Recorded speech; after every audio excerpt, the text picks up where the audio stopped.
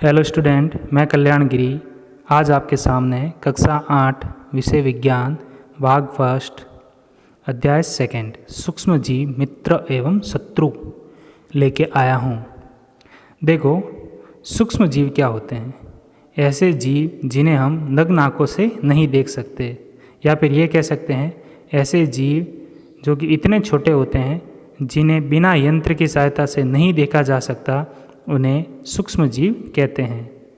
जैसे कि ब्रेड पर उगने वाले कवक है, जिनको क्या कर सकते हैं, आवर्तन लेंस की सहायता से देख सकते हैं। ठीक है, ये इतने छोटे होते हैं कि इनको यंत्र के द्वारा ही देखा जा सकता है।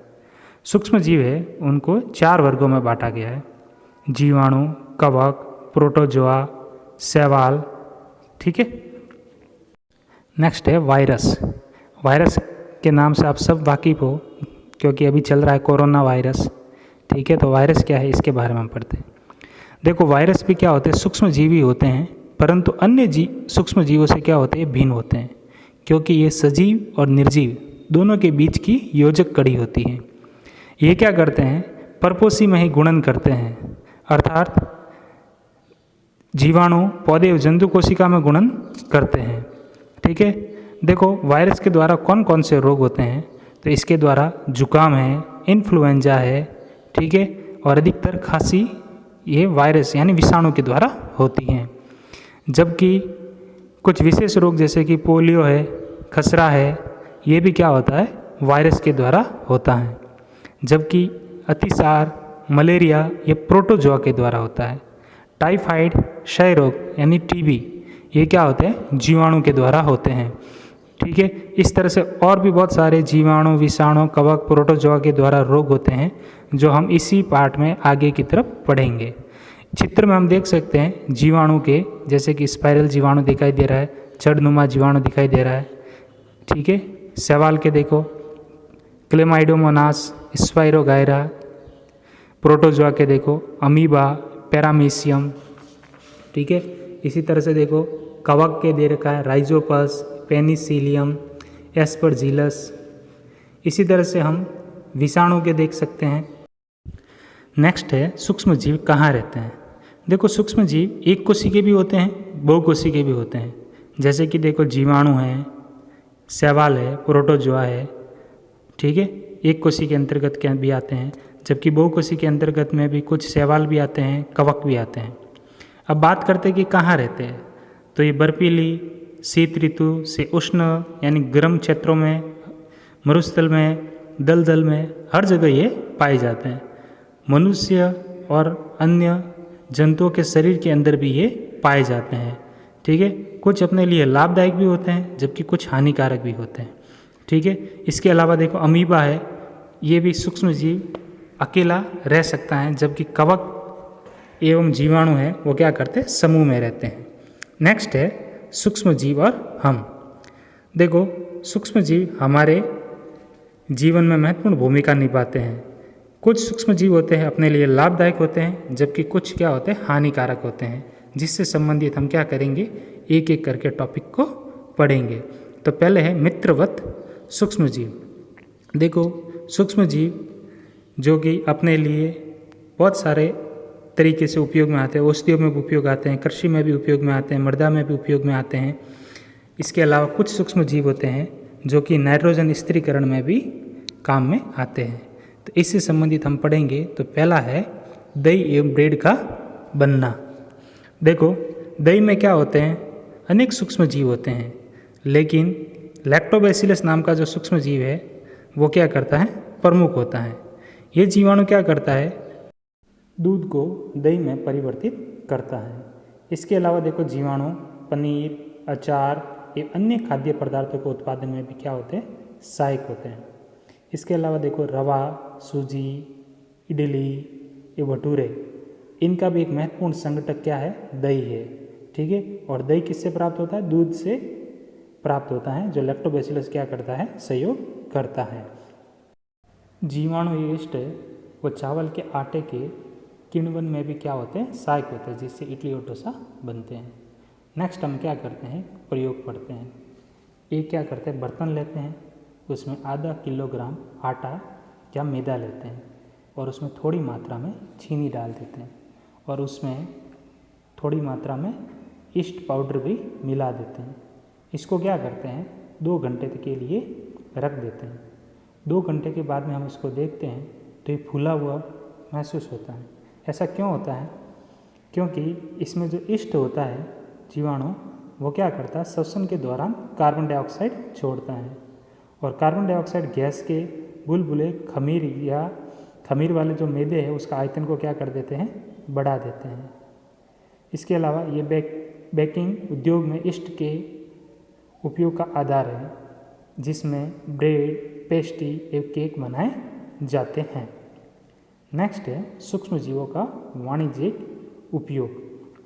देखो बड़े स्तर पर अल्कोहल, शराब, एसिटिक अम्ल या एसिड भी कह सकते हैं के उत्पादन में सूक्ष्म जीवों का उपयोग किया जाता है जो गेहूँ, चावल एवं फलों के रसों में उपस्थित प्राकृतिक शर्करा में ईस्ट द्वारा अल्कोहल एवं शराब का उत्पादन किया जाता है। इसे हम एक प्रयोग के द्वारा समझते हैं। हम क्या करते हैं एक 500 मिलीलीटर का बीकर लेते हैं जिसमें 3 या 4 भाग तक जल मिलाते हैं। फिर इसमें क्या करते हैं 2 या 3 चम्मच चीनी को घोलते हैं और आधा चम्मच इसमें ईस्ट पाउडर डालते हैं। इसको क्या करते हैं 4-5 घंटे के लिए उष्ण स्नान पर रखते हैं। ठीक है, फिर क्या करते हैं उसके बाद में विलयन को सूंघते हैं तो उसमें अल्कोहल की गंध आती है। तो उसमें अल्कोहल की गंध क्यों आती है तो उसका कारण ये है कि चीनी को जो ईस्ट है वो चीनी को क्या कर देता है अल्कोहल में परिवर्तित कर देता है जिसके कारण अल्कोहल की गंध आती है।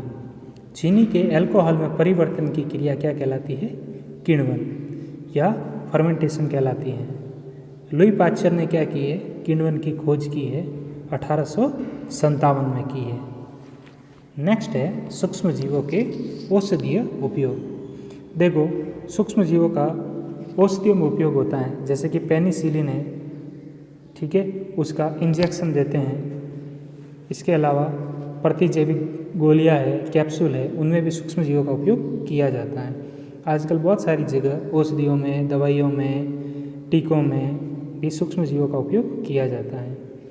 ये बीमारी पैदा करने वाले सूक्ष्म जीवों को क्या कर देते हैं नष्ट कर देते हैं तथा उनकी वृद्धि को रोक देते हैं। इस प्रकार की औषधि को प्रतिजैविक अथवा एंटीबायोटिक कहते हैं। आजकल और जीवाणु और कवक से अनेक प्रतिजैविक औषधियों का उत्पादन हो रहा है जैसे कि देखो स्ट्रेप्टोमाइसिन, टेट्रासाइक्लिन, एरिथ्रोमाइसिन सामान्य रूप से उपयोग की जाने वाली प्रतिजैविक हैं और इसका उत्पादन कवक या जीवाणु से किया जाता है। किसी विशिष्ट प्रकार के सूक्ष्म जीव का संवर्धन करके प्रतिजैविक का उत्पादन किया जाता है जिन्हें अनेक रोगों की चिकित्सा में उपयोग में किया जाता है। यानी हम कह सकते हैं कि आजकल जो भी टीके हैं वगैरह है तो इनमें भी सूक्ष्म जीवों का उपयोग किया जाता है। इसके अलावा हम देख रहे हैं कि आजकल जो कोरोना चल रहा है तो उसके भी जो वैक्सीन लगाई जा रही है जैसे कि कोवैक्सीन, कोविशील्ड, स्पुतनिक, इनमें भी ज़्यादातर जीवाणु वगैरह का उपयोग किया जा रहा है। देखो सन 1929 में अलेक्जेंडर फ्लेमिंग जो कि जीवाणु रोगों से बचाव हेतु एक संवर्धन पर प्रयोग कर रहे थे तो उन्होंने क्या देखा कि अचानक उन्होंने संवर्धन तस्तरी पर हरे रंग की फफूंद के छोटे बीजाणु देखे और उन्होंने ये फफूंद जीवाणु की वृद्धि को रोकते हुए देखा। ठीक है, यानी बहुत सारे जीवाणु फफूंद द्वारा क्या कर रहे थे मारे जा रहे थे। इस प्रकार फफूंद से उन्होंने क्या की पेनिसिलिन बनाई।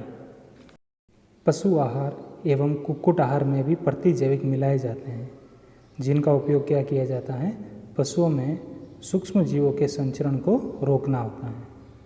इसके अलावा प्रतिजैविक का उपयोग कुछ पौधों के रोग नियंत्रण के लिए भी किया जाता है। देखो हम क्या करते हैं प्रतिजैविक लेते हैं तो प्रतिजैविक हमेशा डॉक्टर की सलाह पर ही लेनी चाहिए। इसके अलावा उस दवा का कोर्स भी पूरा करना चाहिए। हम क्या करते हैं डॉक्टर की सलाह के अनुसार ले और कोर्स पूरा करने से पहले अपने ठीक होते उसको बंद कर देते हैं। ऐसा नहीं करना चाहिए। जब तक कोर्स पूरा नहीं हो तब तक अपने को दवाई लेते रहना चाहिए। यदि आप प्रतिजैविक उस समय लेंगे जब इसकी आपको आवश्यकता नहीं है, तो अगली बार जब आप बीमार होंगे और आपकी प्रतिजैविक की आवश्यकता होगी तो उतनी प्रभावी नहीं होगी।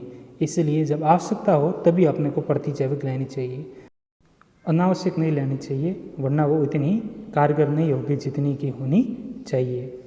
इसके अतिरिक्त अनावश्यक रूप से ली गई प्रतिजैविक शरीर में उपस्थित जो उपयोगी जीवाणु होते हैं उनको भी क्या कर देते हैं, नष्ट कर देते हैं।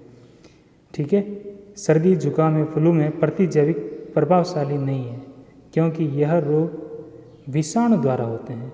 तो विषाणु के द्वारा के लिए अपने को अलग दवाई आती है, अलग तरह की होती है। ठीक है, जबकि जीवाणु के द्वारा के लिए अपने को प्रतिजैविक ले सकते हैं। तो इस तरह से आज अपना टॉपिक कंप्लीट होता है। धन्यवाद।